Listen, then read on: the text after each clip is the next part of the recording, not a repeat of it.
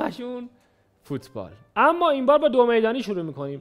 4 تا از ورزشکارای دو میدانی کشور عزیزمون ایران الان کجا باشن خوبه؟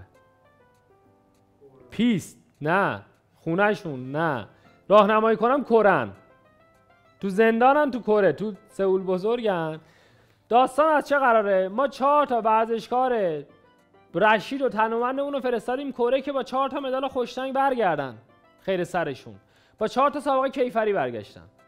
تازه برنگشتن هنوز اونجا. کاش برمیگشتن اصلا. 3 تاشون به اتهام تعرض جنسی، یکیشون به اتهام سرقت. حالا آقای احمد دنیا مالی اومده که گفته که اون خانوم تله بوده. وکلای ما دنبال ماجران و به زودی اتفاقات خوبی میفته. ان شاءالله که ما که دوست داریم، یعنی به امید اینکه اتفاقات خوبی بیفته برای ورزش کشورمون، ولی تله بوده که نمیدونم، شاید ما با قوانین کره آشنا نیستیم. اگه اینجوریه خب این اصلا 3 از 4 آزاد شدن. اون سارق هم بگید تله بوده یا من ندید میگم تله بوده.